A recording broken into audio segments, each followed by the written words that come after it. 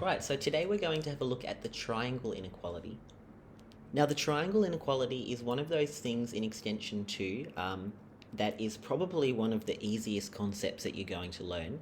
But at the same time, it's a concept that's very easily forgotten about, and it shows up randomly, often in hard proofs, and in questions where it doesn't actually tell you to use this inequality. So it's one of those things that you must know, and it's quite straightforward and often used in proofs. Now, the inequality is assumed, meaning you can state it without having to prove it every time, and again, it shows up in the most random of places. Now, you're allowed to refer to it as the triangle inequality. It's a known inequality. It's not just a name that I made up. So the triangle inequality states that the sum of any two sides of a triangle, and it's actually based on, the sum of any two sides of a triangle is being at least as big as the third side. So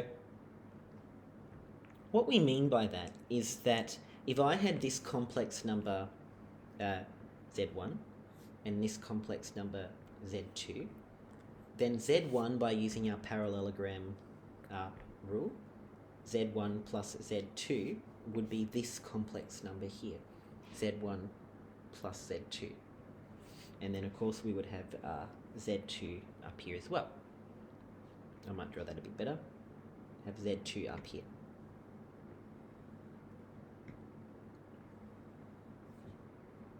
So what the triangle inequality tells us is that the magnitude of z2, or the magnitude of z1 plus the magnitude of z2, has to be bigger than the magnitude of z1 plus z2 together. So in other words, the magnitude of z1 plus z2 must be less than the magnitude of z1 and z2 added individually. And that we can see that makes sense from our diagram. So we can see that if I went across here and across here, that's going to be definitely a bigger distance than just going that there. So therefore, the triangle inequality states that the magnitude of z1 plus z2 is less than or equal to the magnitude of z1 plus the magnitude of z2, or the modulus. Now it says less than or equal to. The reason there's an equal to is because if z1 and z2 laid on a straight line, then z1 plus z2 would simply be the same as adding the magnitudes individually. It would be the same thing because they are just on a straight line. So basically the proof for the parallelogram, the triangle inequality, is the diagram. But what you might want to state at the end is, so you might want to say at the end of your proof, it's because any side of a triangle is less than the sum of the other two sides. And that's a geometrical property.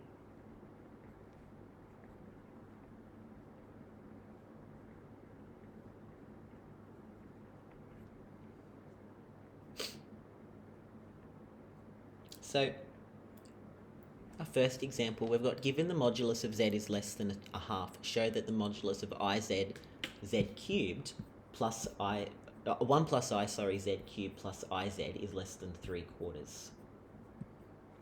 So using the triangle inequality, 1 plus z cubed plus iz, well, that has to be less than or equal to those two complex numbers added individually, or the modulus of those two complex numbers.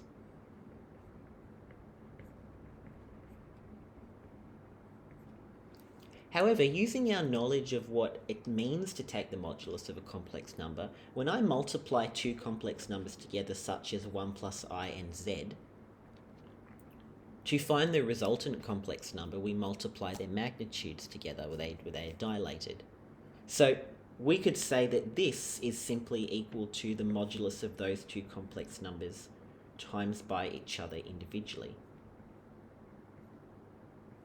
Now, iz, the modulus of iz is the same as the modulus of z. And that's because I is, when we multiply a complex number by I, we're rotating it by 90 degrees, or pi on 2. Now, the modulus of I is 1. We can think of it in terms of our unit vectors and extension 1.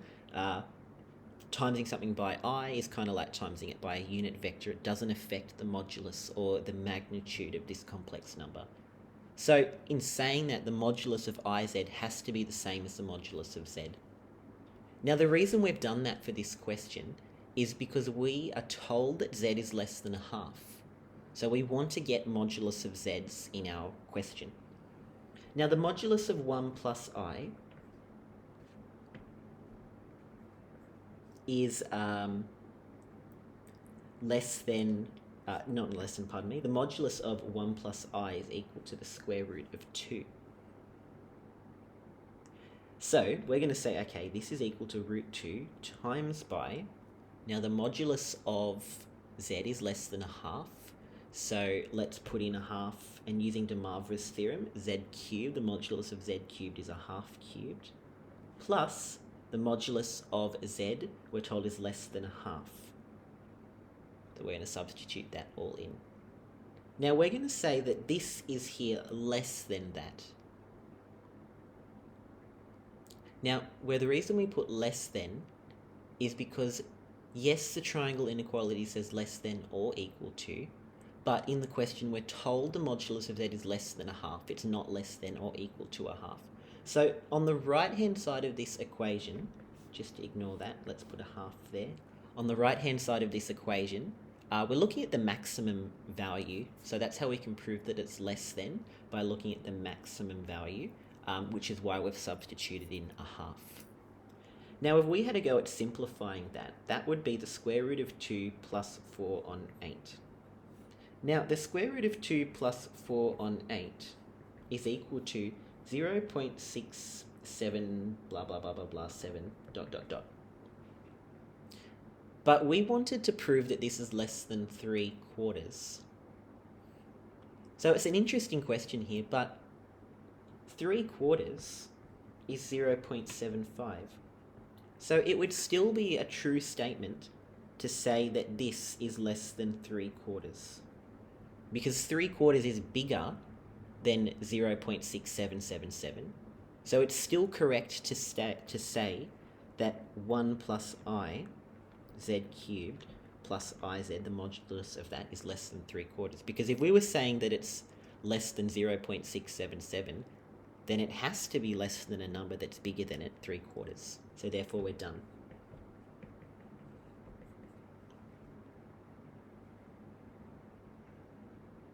Okay, question number 4 tells us that if Z1 is 6 plus 8i and Z2 is 15, show the greatest possible value of the modulus of Z1 plus Z2 is 25.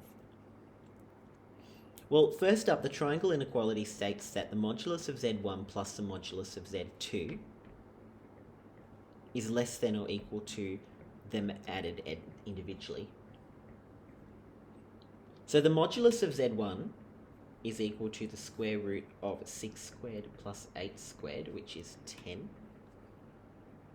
So the modulus of Z1 plus Z2 has to be less than or equal to 10 plus 15, which is equal to 25. So we've substituted in the maximum, or the modulus of Z1 and the modulus of Z2, and that's got to be less than or equal to 25. So therefore, if Z1 plus Z2 is less than or equal to 25, then 25 is the greatest possible value.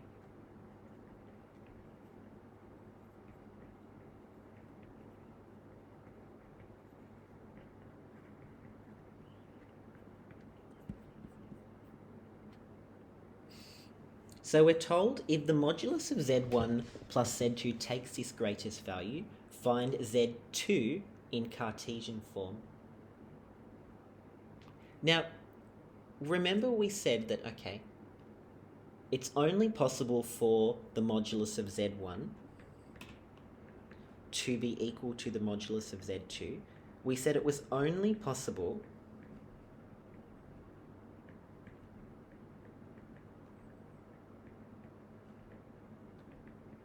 if Z1 and Z2 must make a straight line.